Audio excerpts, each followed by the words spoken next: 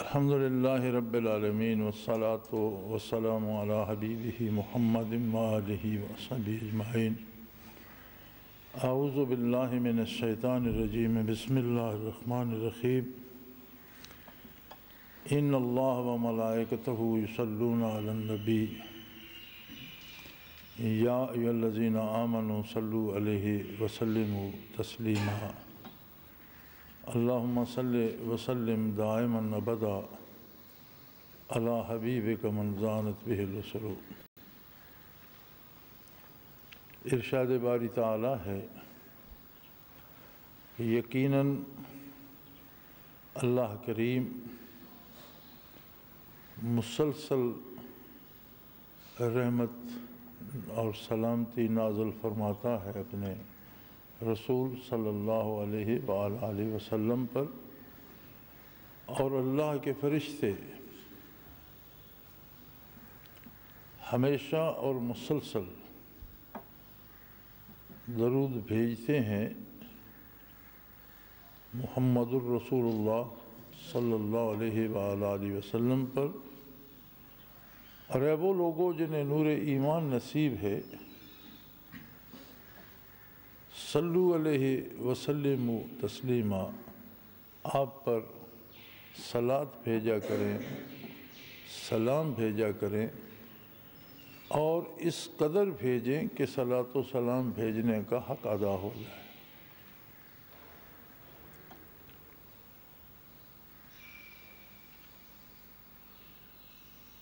اللہ جل شانہ رب العالمین ہے، اور کائنات کی ہر شے اسی کی عطا کی محتاج ہے۔ انسان جو اشرف المخلوقات ہے، ساری تخلیق باری میں بہترین تخلیق ہے، وہ دوسروں کی نسبت بہت زیادہ محتاج ہے، اس لیے کہ اس کی ضرورتیں دوسری مخلوق کی نسبت کہیں زیادہ ہے۔ انسان کو ایسے عقل و شعور سے نوازا گیا اور ایسی ضروریات بھی اس سے وابستہ کر دی گئیں جو اس شعوری مخلوق کو ہی زیبا تھیں، اور اس کی ضرورتیں ہر لمحہ ہر آن بدلتی اور تبدیل ہوتی رہتی ہیں، اور خود انسان کو یہ خبر نہیں ہوتی کہ اب جو کچھ چیز وہ اللہ کریم سے مانگ رہا ہے اگلے لمحے یہی کام دے گی یا اس کے ساتھ کچھ اور مانگنا پڑ جائے گا۔ آنے والے لمحے کون سی ضرورت پیش آ جائے گی، اور ضرورتوں میں کون سی اہم تبدیلی آ جائے گی۔ تبدیلی کا یہ تسلسل اس قدر ہے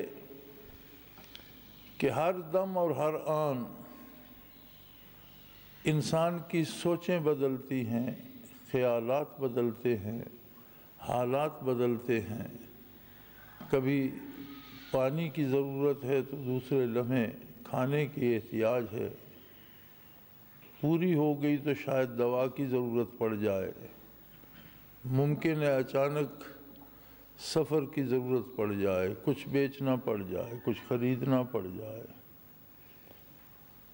یعنی ضرورتوں کی فہرست اتنی لمبی ہے کہ آدمی اسے گن نہیں سکتا، اور بے شمار ضرورتیں ایسی ہیں جو ہمارے علم اور ہماری توقع کے برعکس اچانک نمودار ہو جاتی ہیں۔ اب ان ساری ضرورتوں کا رخ اللہ ہی کی طرف ہے، اور وہی ایک ہستی ایسی ہے جو رب العالمین ہے، ساری کائنات کا پروردگار ہے، اور سب کی ضرورتیں پوری کرنا اسی کو زیبا ہے۔ وہی ایک ایسی ہستی ہے جو ہماری ہر ضرورت پوری فرما رہی ہے اور فرما سکتی ہے، نہ اس کے خزانوں میں کمی ہے، نہ اس کی قدرت کاملہ کسی کی محتاج ہے۔ اور یہ ایک عجیب سما ہے کہ انسان کیا مانگے، کب مانگے، کتنا مانگے جو اس کی ضرورت کے لیے کافی ہو، یہ ممکن نہیں ہے، اس لیے کہ اسے خود پتہ ہی نہیں کہ اسے کس چیز کی کتنی ضرورت ہے۔ اسے یہ نہیں پتہ کہ اس کی زندگی کے لمحات کتنے باقی ہیں، اسے مزید کتنے دن یہاں رہنا ہے، کتنے دن، کتنے مہینے، کتنے برس رہنا ہے۔ اسے یہ نہیں پتہ کہ اگلا ہی لمحہ اس کا یہاں سے رخصتی کا ہوگا، اور جب یہاں سے نکلے گا تو ضرورتیں یکسر بدل جائیں گی۔ پھر اسے اس عالم کا کپڑا یا دانہ پانی یا اس عالم کی کسی مدد یا امداد یا کسی گھر یا مکان یا کسی دوستی یا رشتے کی ضرورت نہیں رہے گی، چونکہ وہ اس عالم سے دوسرے عالم میں چلا جائے گا تو ضرورتیں بھی دوسری طرح کی پیش آ جائیں گی۔ وہاں کا مقام، وہاں کی آب و ہوا، وہاں کی بھوک، وہاں کی پیاس، وہاں کا لباس، وہاں پر نجات، وہاں پر اللہ کریم کے غضب سے حفاظت، وہاں پر رحم و کرم کا سہارا، بخشش الہی کا سہارا، یہ ساری ضرورتیں یکسر بدل جائیں گی، اور ہم میں سے کوئی بھی نہیں جانتا کہ اگلے ہی لمحے ہم اس عالم میں ہوں۔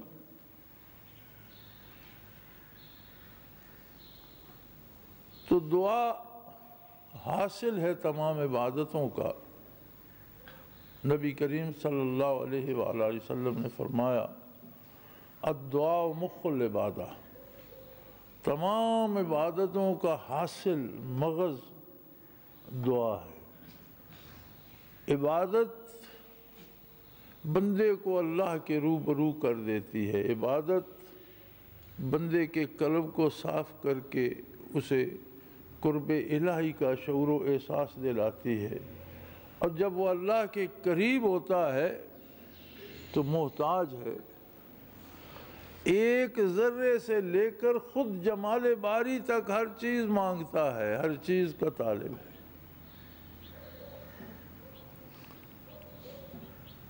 تو ظاہر ہے کوئی ایسی دعا ہونی چاہیے جو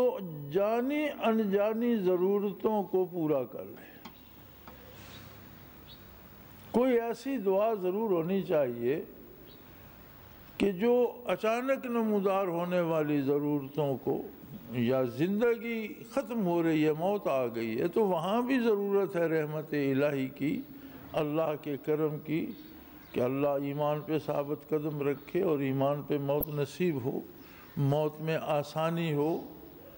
اللہ کی رحمت دستگیری فرمائے، اور ما بعد الموت پیش آنے والے واقعات میں اللہ اپنی رحمت سے نوازے، اور سکرات الموت کی سختیاں اور قبر کے عذاب اور ان سے نجات فرمائے۔ تو کہاں ایک بندہ جو کھانے پینے کو مانگ رہا تھا، جو دوا یا بیماری سے نجات مانگ رہا تھا، یا جو کسی عہدے یا حکومت کا طالب تھا،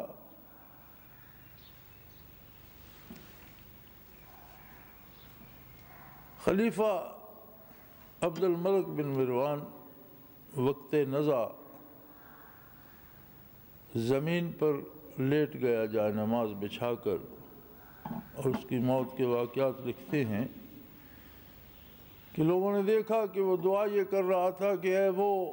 جس کی حکومت کو زوال نہیں، اس پر رحم فرما جس کی حکومت ختم ہو رہی ہے۔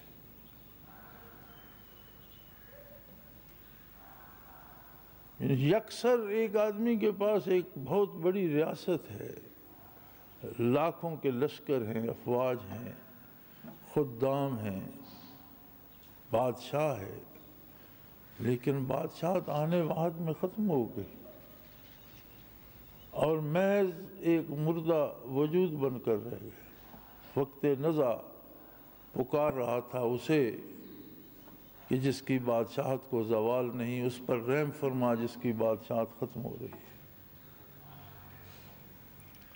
اب چونکہ انسان کو کوئی پتہ نہیں کہ میری کون سی ضرورت کب پیش آ جائے گی، تو رب العالمین نے ربوبیت کا تقاضا ہے کہ ہر ضرورت مند کی ہر ضرورت کو ہر حال میں ہر جگہ ہر وقت پورا فرمائے۔ اس ضرورت کو بھی پورا فرما دیا کہ کیا دعا مانگی جائے۔ فرمایا ایک ایسی دعا ہے، ایک ایسا کام ہے جو ہر وقت ہو رہا ہے، اور ایسی دعا ہے جو ہمیشہ مقبول ہے کہ اللہ کریم خود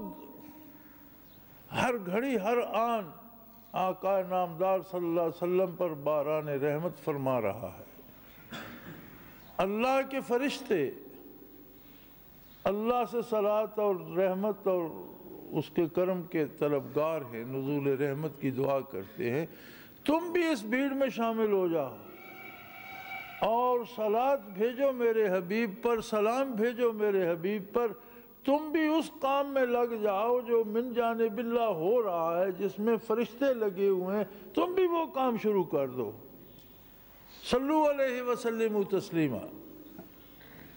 صلاۃ و سلام پڑھو، درود شریف پڑھو، اور اس طرح پڑھو کہ کوئی لمحہ تمہارا خالی نہ رہے۔ زندگی کا ہر لمحہ درود بھیجنے والوں میں شامل رہو۔ ایک سب سے محفوظ ترین گوشہ جو ہے، جو محبوبان بارگاہ الوہیت کا گوشہ ہے، اس میں چلے جاؤ۔ نبی رحمت صلی اللہ علیہ وآلہ وسلم جلوہ افروز تھے۔ ایک صحابی حاضر ہوئے اور کچھ وظائف کی اجازت چاہی،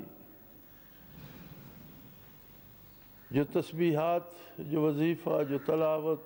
جو وہ کرتے تھے۔ تو انہوں نے عرض کی، یا رسول اللہ صلی اللہ علیہ وسلم، میں نے اپنے دن رات کے 24 گھنٹوں میں اتنا وقت جو ہے وہ محض تسبیحات کے لیے، اذکار کے لیے مختص کر دیا ہے۔ اب جو وقت میں نے محض تسبیحات کے لیے، دعاؤں کے لیے، اللہ کی عظمت بیان کرنے کے لیے اور اپنی ضرورتیں پیش کرنے کے لیے، اپنی بخشش مانگنے کے لیے جو وقت میں نے معین کیا ہے، اس کو میں نے اس طرح تقسیم کیا ہے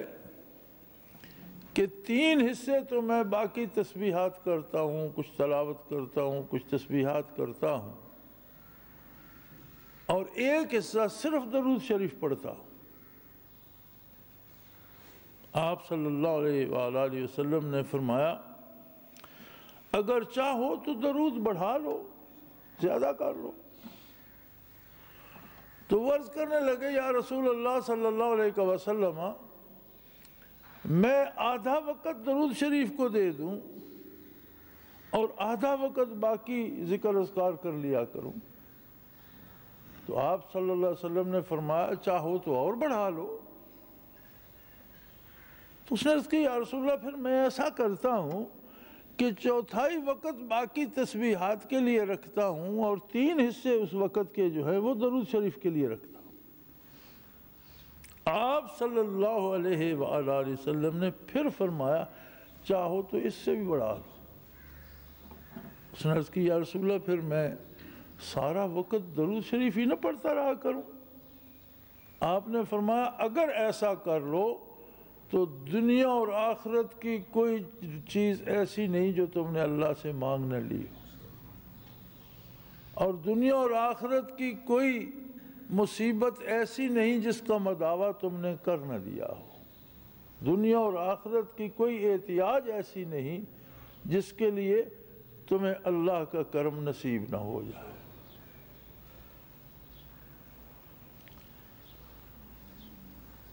گرچہ فضائل اعمال میں تو ضعیف حدیثیں بھی مقبول ہوتی ہیں، لیکن یہ صحیح حدیث شریف ہے۔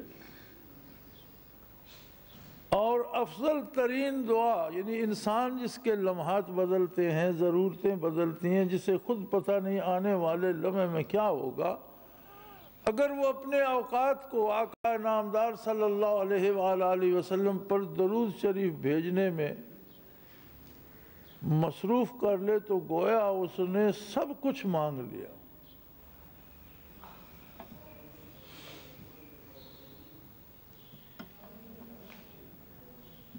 سب کچھ خدا سے مانگ لیا تجھ کو مانگ کر، سب کچھ خدا سے مانگ لیا تجھ کو مانگ کر، اٹھتے نہیں ہیں ہاتھ میرے اس دعا کے بعد۔ درود شریف ایسی جامع، ایسی کامل اور ایسی مکمل دعا ہے کہ اگر نصیب ہو جائے تو کسی دعا کی ضرورت باقی نہیں رہتی، اور بندے کو ایک خاص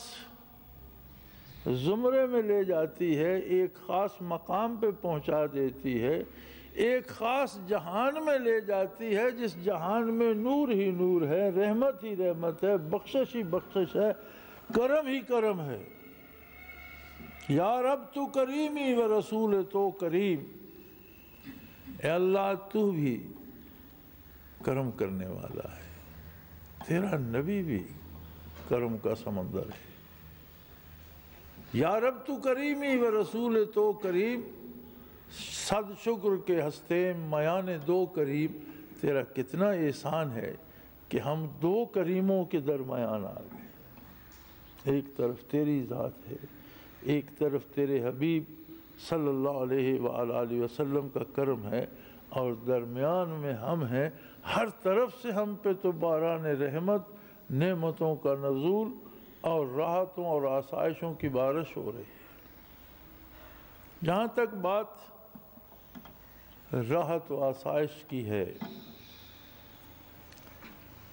ایک بات یقین سے جان لیں کہ یہ عالم، یہ دنیا جنت نہیں ہے، اور جہاں کوئی دکھ نہیں ہوگا وہ جنت ہے۔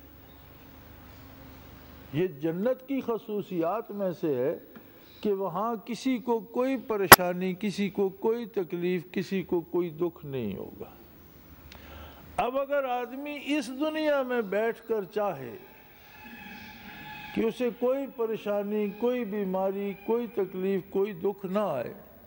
تو بڑی سادگی کی بات ہے اس کی۔ بھلا اس عالم میں تو جنت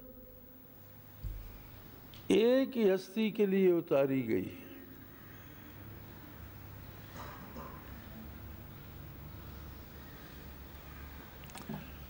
آپ صلی اللہ علیہ وسلم نے فرمایا کہ میرے حجرے اور میرے منبر کے درمیان روضۃ من ریاض الجنہ، یہ ٹکڑے زمین ہے، یہ جنت سے یہاں لایا گیا ہے۔ حجرہ مبارک جنت کا حصہ ہے۔ حجرہ مبارک سے لے کر آقا انعامدار صلی اللہ علیہ وسلم کے منبر شریف تک، جہاں آج بھی حاجی بڑے ذوق سے نوافل ادا کرنے کی سعادت حاصل کرتے ہیں، جس کا نام ہی ریاض الجنہ ہے، جس کی نشاندہی مسجد نبوی میں موجود ہے، وہ خطہ زمین ہے جو ایک ہستی کی رہائش کے لیے، ایک ہستی کے آرام کے لیے، ایک ہستی کے قیام کے لیے جنت سے زمین پہ اتارا گیا۔ دوسرا اس جہان میں کوئی نہیں ہے جس کے لیے جنت سے فضا یا جنت سے غذا یا جنت سے کوئی ٹکڑا اتارا گیا۔ اور یہ اکیلی فضیلت ہے آقا انعامدار حضرت محمد الرسول اللہ صلی اللہ علیہ وآلہ وسلم کی۔ اور میں نے وہاں اس زمانے میں بڑی عجیب بات دیکھی، اور جو لوگ جب مسجد نبوی کی جو اضافی تعمیرات ہو رہی تھی، جب ان کی بنیادیں کھودی جا رہی تھیں، تو جو لوگ اس وقت وہاں جنہیں حاضری نصیب ہوئی، انہوں نے بھی دیکھا ضرور ہوگا، شاید غور فرمایا یا نہیں فرمایا یہ الگ بات ہے۔ بڑی بڑی بھاری مشینیں لگی ہوئی تھی، اور کئی کئی ٹن وزنی وہ لوہے کے ہتھوڑے سے بنے ہوئے تھے، جو زمین کی کھدائی کے لیے وہ بڑے بڑے لوہے کے پائپ زمین میں بہت نیچے تک اتارے گئے، اور وہ مشینیں اوپر سے انہیں ہیمرنگ کر رہی تھیں، وہ رسے سے ہوتا تھا، وہ بہت اونچے لگے ہوئے اوپر کھینچ لیتے، پھر اوپر سے چھوڑ دیتے، زور سے اس کے پہ پڑتا، تو مدینہ منورہ سارے شہر میں وہ ٹھکا ٹھک گونجتی تھی رات دن، بڑا شور ہوتا تھا۔ اور اگر آپ مسجد حاضری کے لیے جاتے ہیں تو پھر مکانوں کی بھیڑ اور بازاروں کی بھیڑ سے آگے نکلیں تو ایک دوسرے سے بات کرنا دشوار ہو جاتا، اور درمیان میں مسجد نبوی شریف تھی اور چاروں طرف یہ ہنگامہ تھا۔ اگر آپ نے نوٹ فرمایا ہو، میں نے بڑے غور سے دیکھا، مسجد نبوی کے دروازے سے اندر ہو جائیں شور کوئی نہیں، یعنی اللہ کی طرف سے یہ تحفظ حاصل تھا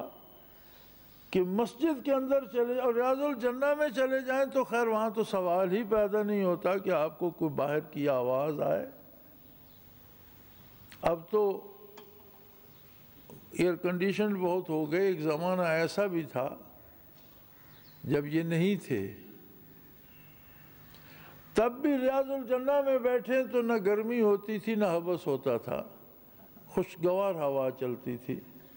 اور سردیاں بھی آتی تھیں تو آپ ریاض الجنہ میں چلے جائیں وہاں کا وہی خوشگوار موسم ہوتا تھا، گرمی میں بھی سردی میں بھی۔ آج بھی ویسا ہی ہے، آج کی ایئر کنڈیشن بھی نہ اس سے سرد کرتے ہیں نہ وہ اس سے گرم ہوتا ہے۔ تو یہ تو اعجاز تھا نبی کریم صلی اللہ علیہ وسلم کا کہ جن کے آرام کے لیے، جن کے قیام کے لیے ایک ٹکڑا جنت سے اتارا گیا، اب زمین پہ کچھ بھی ہو جائے اب اس کا شور جنت میں تو نہیں جائے گا۔ اور یہ بات میں اس کا گواہ ہوں بحمداللہ، میں نے خود نوٹ کی کہ کتنا ہنگامہ ہے باہر مشینوں کا، اور وہ رات دن چلتی تھی، لیکن اندر سکون تھا، خاموشی تھی، کوئی آواز حد پار کر کے اندر نہیں آتی تھی۔ تو دنیا میں اگر بندہ سوچے کہ یہ سکون مجھے کسی اور جگہ مل جائے تو یہ ممکن نہیں ہے، دنیا جنت نہیں ہے۔ ہاں ایک صورت ہو سکتی ہے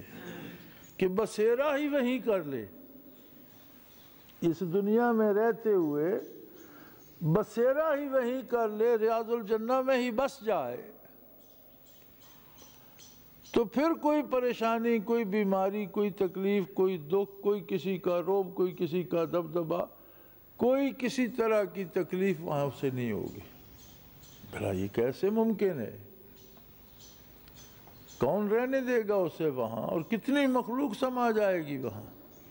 تو سب کا حق ہے، ہر مسلمان کلمہ گو یہ چاہتا ہے کہ چند لمحے اسے وہاں نصیب ہو جائے۔ تو پھر ایک اور طریقہ کرے، اپنے سینے کو ریاض الجنہ بنا لے، یا قلب مدینے جا پہنچے یا دل میں مدینہ آ جائے۔ پھر دوسرا طریقہ یہ کرے کہ اپنے دل کو مدینہ بنا لے، مدینہ نہیں ریاض الجنہ بنا لے، روضہ اطہر بنا لے، حجرہ نبوی بنا لے۔ اور اس کا ایک ہی طریقہ ہے جو خدا قدوس نے بتا دیا کہ یا ایھا الذین آمنوا صلوا علیہ وسلموا تسلیما، اپنی زبان کو، اپنی سانسوں کو، اپنے شعور کو، اپنے وجود کو، اپنی ذات کو ہر لمحہ صلاۃ و سلام سے مزین رکھو۔ حدیث شریف میں آتا ہے رب جلیل نے کچھ فرشتے جو ہیں ان کی یہ ذمہ داری لگا دی ہے کہ جہاں کوئی آقا نامدار صلی اللہ علیہ وسلم پر درود شریف پڑھے، ان کی ذمہ داری ہے کہ وہ درود شریف لے کر بارگاہ عالی میں پیش ہوں، سجا سنوار کر جنت کے تشت میں رکھ کر، جنت کے پھولوں سے اور جنت کے رومالوں سے ڈھانپ کر حضور نبوی میں پیش کریں اور بتائیں کہ فلاں بندہ اس نام کا فلاں کا بیٹا آپ صلی اللہ علیہ وسلم کی خدمت میں ہدیہ درود بھیج رہا ہے۔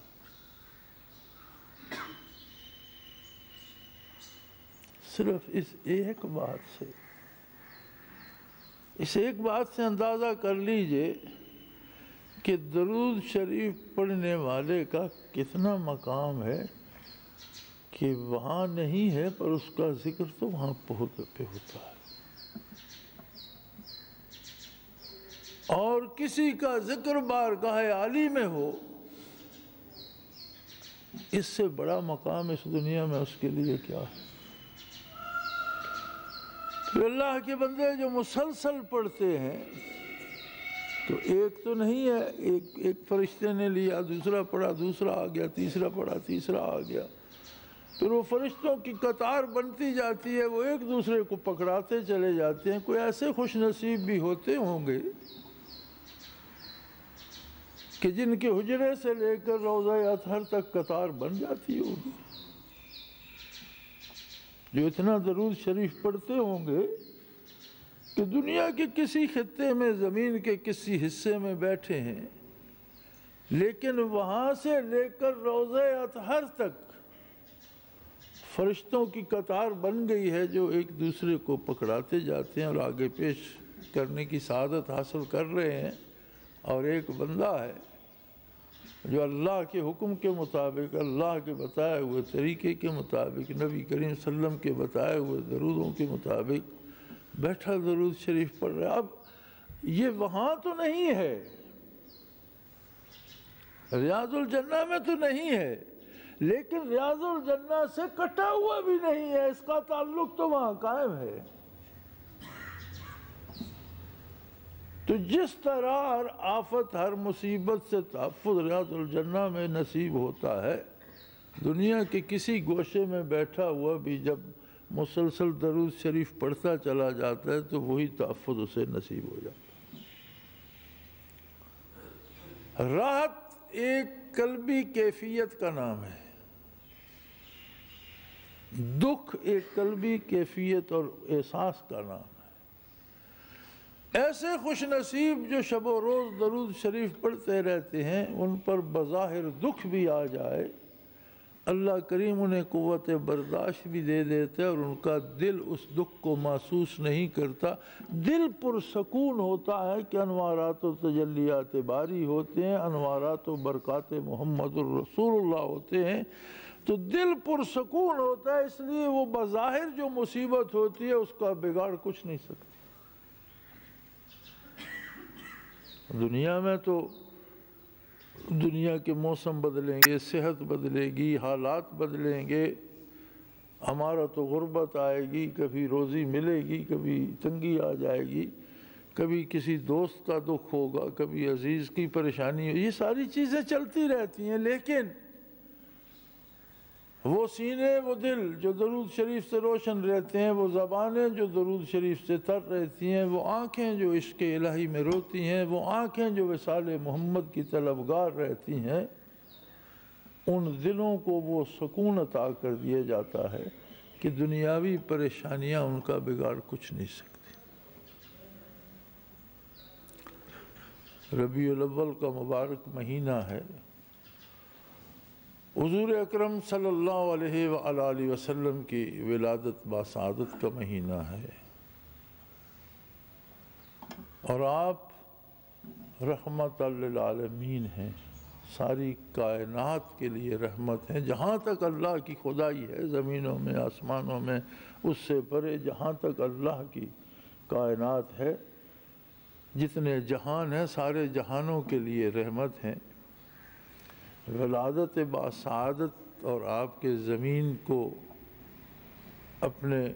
قدم مبارک رکھنے کا شرف عطا کرنے کی برکات تو ان کو بھی نصیب ہوئی جن کو ایمان نصیب نہیں ہوا، لیکن آپ صلی اللہ تعالیٰ علیہ وسلم کی ذاتی برکات کے حصول کی پہلی شرط ایمان ہے، اور دوسرا آسان ذریعہ یہ ہے کہ ایمان نصیب ہو تو اپنے اوقات کو، اپنی زبان کو، اپنے الفاظ کو درود شریف سے مزین کر لے، پھر اسے دنیا اور آخرت میں مانگنے کی حاجت نہیں رہ جائے گی۔ یہ ایسی دعا ہے، ایمان کو مضبوط کر دے گی، کردار کی اصلاح کر دے گی۔ رہا ہمارا وتیرہ کہ ہم خیر و برکت کے لیے ولادت با سعادت کا ذکر کیا کرتے تھے، بہت سے زمانے ہم نے اپنے سامنے بدلتے دیکھے ہیں اس پون صدی میں، کہ جلسے ہوتے تھے ولادت با سعادت کے، اور علماء اور مشائخ عظام کو بلوایا جاتا تھا، بڑے اہتمام ہوتے تھے، پھر لوگ بڑے مؤدب اور اہتمام سے بیٹھ کر آپ کے فضائل، آپ کی برکات، آپ کے احکامات، آپ صلی اللہ علیہ وسلم کے ارشادات سنا کرتے تھے۔ وہ ہوتا تھا جلسہ میلاد النبی، پھر جلسے سے بات بڑھی، ہمارے دیکھتے دیکھتے ہمارے سامنے کی بات ہے کہ جلسے سے بات جلوس کی شکل اختیار کر گئی۔ پھر جلسے نہ رہے، ضروری نہ رہا کہ اس میں علماء حضرات ہوں یا نیک لوگ ہوں یا مشائخ عظام ہوں، بلکہ اس میں پھر جب جلوس ہوگا تو پھر لیڈر کی ضرورت ہوگی، اور جس طرح کے لوگ ہوتے ہیں ان میں اس طرح کا جو سب سے زیادہ تکڑا بندہ ہو وہ لیڈر بن جاتا ہے۔ اگر لوگ دیندار ہیں تو لیڈر بھی کوئی دیندار ہوگا، اور اگر لوگ ہمارے جیسے ہیں تو لیڈر بھی ہم ہی میں سے کوئی بنے گا۔ پھر جس طرح کی پبلک جلسوں میں ہوتی ہے اس طرح کے پھر لیڈر بن گئے۔ لیکن بہرحال جلوس میں بھی ایک حد تک اہتمام رہا، کچھ پابندیاں رہیں، بے حیائی نہ ہو، کسی کو ڈسٹرب نہ کیا جائے، کسی کو پریشان نہ کیا جائے، کسی کو تکلیف نہ ہو۔ پھر یار لوگوں کو یہ پابندیاں بھی پسند نہ آئیں، پھر جلوس سے جشن بن گیا۔ اب جشن ایک ایسی چیز ہے جس کی کوئی حد، کوئی قید، کوئی پابندی نہیں ہوتی۔ جشن میں کوئی اچھلے کودے، گائے، ناچے، کھائے پیے، لڑے بڑے، جو مرضی، خوشی کے اظہار کا ایک طریقہ ہے۔ کوئی بھاگے دوڑے، کوئی لنگوٹی پہن لے یا کوئی کلا باندھ لے، کوئی اینک پہن لے یا کوئی جو جس کا جی چاہے کرے۔ خوشی کا اظہار ہے اور ہر ایک کا اپنا طریقہ ہے، جو اچھل کود اس سے ہو سکتی ہے وہ کرے۔ اب ہم نے گزشتہ 8-10 سالوں سے جلوس کو جشن بنا دیا۔ ہاں، حضور اکرم صلی اللہ علیہ وسلم کا ذکر خیر جب بھی کیا جائے، جہاں بھی کیا جائے مبارک ہے، لیکن ادب گاہ است زیر آسماں از عرش نازک تر۔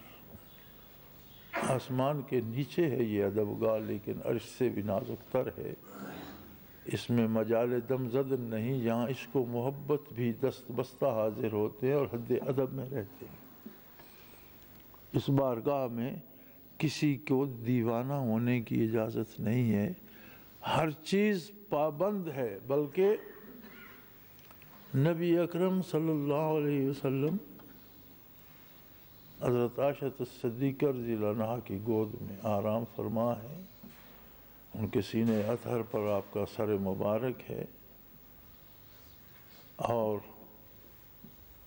دروازے سے صدا آتی ہے میں حاضر ہو سکتا ہوں یا رسول اللہ۔ حضرت فاطمہ رضی اللہ عنہا